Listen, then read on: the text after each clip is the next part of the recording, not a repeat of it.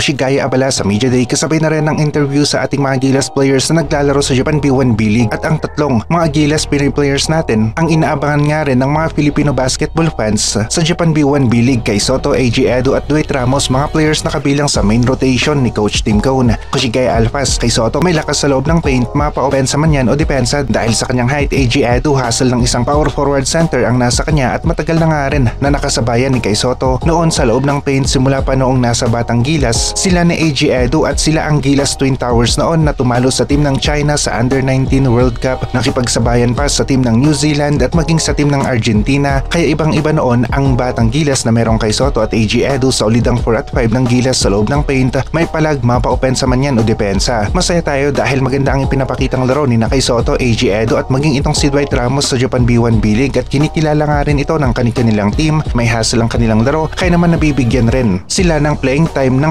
kanilang team o coach. Maging si Dwight Ramos nga, maganda-ganda ang nilalaro sa Japan B1 B-League at meron talagang 3-point shooting ang player nating ito sa Gilas at yung size nga niya ay maganda-ganda sa kanyang position. May kalakihan ng konti, nakakasabay sa European at US size ng mga guards. Tall blocks laban sa Gilas, isa sa inaabangan natin sa FIBA competition at ngayong 2024 ay maganda ang chance ng Gilas na makakuha ng unang panalo laban sa team ng Tall Blacks o New Zealand dito sa FIBA competition. Level na siguradong ikasasay naman ng mga Filipino basketball fans kapag nagawa ng Gilas na manalo laban sa team ng New Zealand. Abala nga rin ang New Zealand sa adjustment na kanilang ginagawa at ito ay ang pag-recruit ng kanilang bagong coach. Magiging dikdikan ang labanan sa pagitan ng Gilas at New Zealand at alam rin natin na may kakayahan ang Gilas na pataubin ang nasa top 10 sa FIBA rankings. Ganun rin naman ang New Zealand at kung magawa ng Gilas na makalamang ng malaki-laki kaagad laban sa team ng New Zealand sa kanilang laro kagaya ng ginawa ng Gilas laban sa team ng Latvia, ay mas maganda ang chance natin na manalo. Posible ang senaryong ito, lalong-lalo na nga at home court ng Gilas Pilipinas. Maganda-ganda nga rin ang laro ni RG Abrientos sa team ng Ginebra at nakikita natin na pwede at isa ito sa mga backup guard natin sa Gilas team kapag nagkaroon na naman ng injury itong si Scottie Thompson o yung iba pang guards natin, dahil karamihan nga rin ng mga Gilas fans ay may tiwala nga rin sa laruan ni RG Abrientos. Sa mga bigs magkakatalo dahil na rin sa mahirap tayong makakuha ng kasing tangkad ni Kai Soto yung laro ni Junmar na kayang i-complement ang laro ni Kai o meron silang chemistry bilang 2-big combo at hindi may pagkakaila na maganda ang kombinasyon nila sa loob ng paint. Kai Soto at Junmar Fajardo, height at strength, ipinakita na nila yan laban sa team ng Latvia, isa sa naging dahilan kung bakit tayo nanalo sa game na yon. Sayang nga lang at hindi magkasing edad ang dalawang players na ito, Kai Soto at Junmar, at wala pa tayong nakikitang pwedeng pumaleta sa pwesto ni Junmar Fajardo. Iba ang laro ni Junmar sa loob ng paint, kitang-kita nga rin ang lakas niya sa pagposte sa opensa at yung jumper niya malapit sa basket ay may pagka-sureball nga rin. AG Edo matagal na kasama ni Kai at wala na rin tayong masabi pa sa ganda ng laro ng player na ito at gusto natin na palaging healthy itong si AG Edo. Yun nga lang, on and off ang injury at ito ang nakakabahala ng konti para sa Gilas team. Maganda ang laro ni AG Edo sa Emperor's Cup at malakas ang kanilang team ngayong 2024-2025 season ng Japan B-League at sana talaga tuloy-tuloy na ang pagiging healthy ni AG Edo dahil hirap talaga ang Gilas kapag mga bigs ang nagkakaroon ng injury. Solid na solid ang Kai Soto, AG Edo, Junmar at Japet rotation. Ito ang gusto natin palagi na makita sa Gilas team. Sa mga wings at guards naman ay sagana ang Gilas, meron at merong backup plan ang Gilas. Solid rin ang height ng mga bigs natin, 7'3" at tatlong nasa mahigit o kulang ng konti sa 6'10". Kaya naman hindi tayo nadidihado sa loob ng paint kapag merong Kai Soto, Junmar, AG Edo at Japet Aguilar. Alam ni Coach Tim Cone na history nga para sa Gilas ang makakuha ng panalo laban sa team ng New Zealand dito sa FIBA Asia level. Kaya naman merong magandang push o motivation ang Gilas para galingan nila ang kanilang laro sa second window ng FIBA Asia Cup qualifiers. Alam ng New Zealand na malakas nga rin ang Gilas kaya naman nag-a-adjust na sila sa kanilang team simula sa kanilang coaching staff. Maging ang Gilas nagkaroon ng adjustment sa coach at nagkaroon ng magandang resulta sa kanilang mga laro.